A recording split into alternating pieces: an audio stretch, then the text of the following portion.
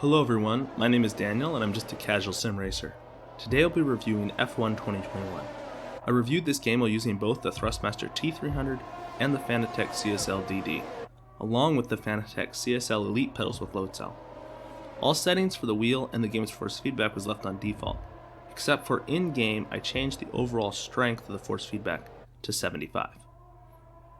F1 2021 is a game developed by Codemasters and published by EA Sports. It is the official Formula One World Championship game.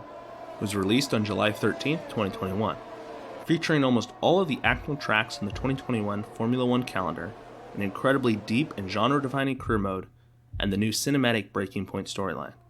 Thus, it isn't a surprise that F1 2021 was one of the top-selling racing games this year. F1 2021 has the best artificial intelligence I have ever seen in a racing game. The game has a slider that you can use to adjust the difficulty, which gives a broad level of challenge, but even on the lower levels, it is only the overall speed that is adjusted.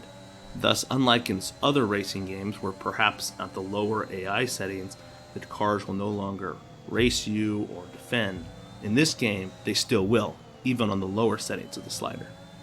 The awareness of the AI in F1 2021 is what really stands out to me, and thus I'll be awarding a perfect score of 10 for this category, because Formula One 2021 clearly is the best AI in any racing game.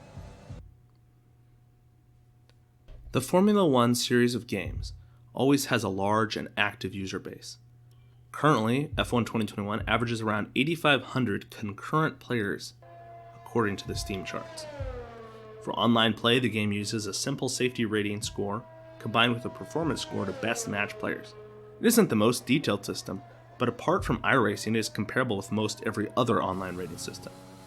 Now, the quality of the online racing can be quite terrible at times. You have such a huge spectrum, broad user base, unless you're racing with the highest rated players.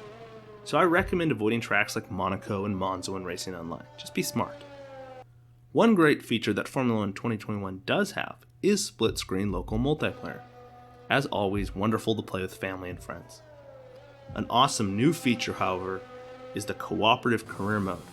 You can play either online or with local split screen. It allows you to experience the incredible and the best career mode in any racing game alongside someone else. Therefore, I give the multiplayer experience in Formula One 2021 a score of 9. This game looks and sounds very good. The visuals are above average, though not photorealistic by any means. The game definitely has its own visual style, though it looks very nice. In regard to the audio effects, each engine has a well-polished sound, though overall the game's sound effects are nice, but not impressive, and certain sounds such as the tire effects and other sounds can be quite simple.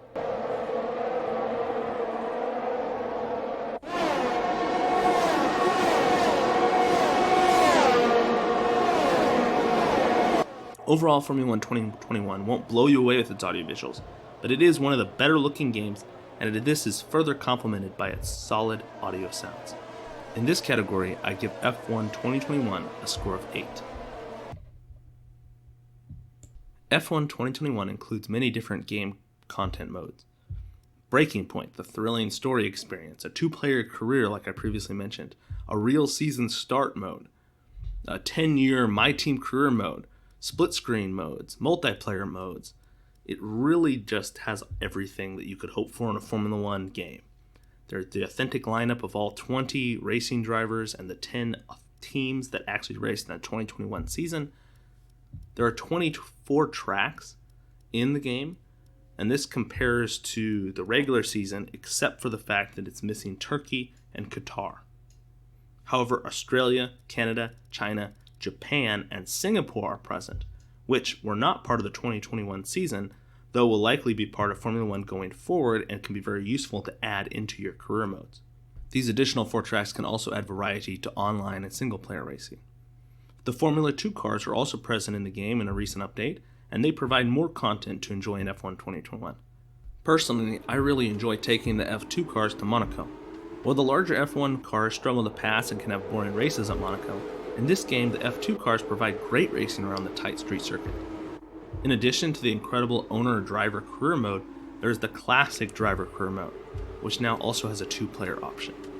The only real downside that each track is locked into only one layout in the game, and you are limited to just F1 and F2 cars, as Codemasters decided to remove the classic cars for this release of the game.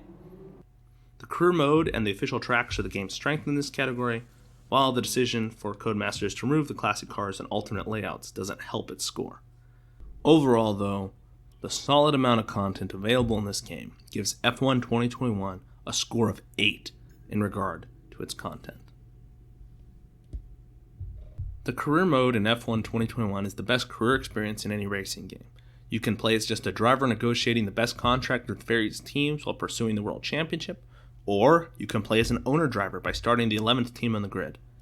F1 2021 is one of my go-to games when I'm looking to just race and relax, and it has been one of my bigger sim racing time sinks this last year. The driving experience, which I will talk about next, is solid, and generally the level of polish that F1 2021 delivers from day one is a standard that many games released this past year have failed to even get close to matching. I also appreciate the broad spectrum of difficulties that exist in the game, from the casual player to the more hardcore sim racer. F1 2021 can satisfy them both. Sometimes my dad will drive one of the F1 tracks before we watch the actual Grand Prix together that following weekend, and those casual settings allow him to experience the track from a first-person perspective, even though he has no sim racing experience. Overall, my recommendation regarding F1 2021 is an 8. As I mentioned, F1 2021 has a broad spectrum of options regarding its driving difficulty and even adjusting the physics of the game. There's a casual mode that essentially turns the game into an arcade racer, while if you leave some assist on the game, could definitely be classified as simcade. However, where the game really shines for me is when you turn off all the assists and you experience it at its most challenging. I don't dare to consider this game yet to be a full simulation title, but I will say the series is getting closer every year. Definitely a title at the top of the sim-like category. The damage physics are better than most games. You'll get understeer and oversteer at appropriate times. Additionally, the rain physics are good.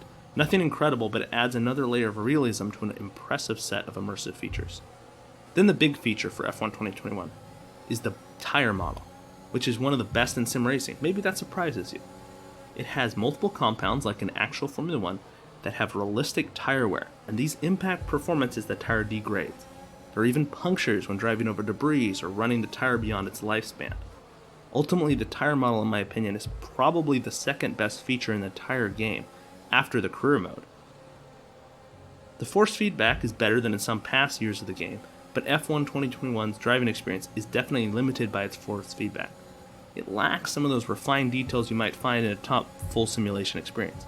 Driving over the curbs, you're going to feel it and things like that, but you're not going to feel maybe the nuance of being partially on the curb and partially off, or other details that you might feel in a top title like Assetto Corsa Competizione. I give the driving experience in F1 2021 a score of 7, because although the physics are innovative with their adjustability and are highlighted by the game's impressive tire model, unfortunately the force feedback kind of lets the overall driving experience a bit down. F1 2021 received a score of 10 for its AI, 9 for its multiplayer experience, 8 for its audiovisuals, 8 for its content, 8 for my recommendation, and 7 for the game's driving experience. Overall, after punching those numbers into my rating algorithm, I can award F1 2021 an overall score of 80. Now let's add F1 2021 to my 2021 game review list. Currently it slots in at number 1, as the best game I have reviewed so far this year. I have linked a playlist which includes all of the other 2021 game reviews in the description of this video, so go check that out if you'd like. This concludes my review of F1 2021 by Codemasters.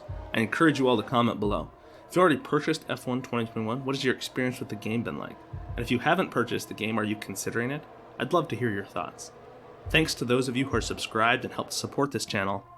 I'll catch you all in the next video, so have a great rest of your week.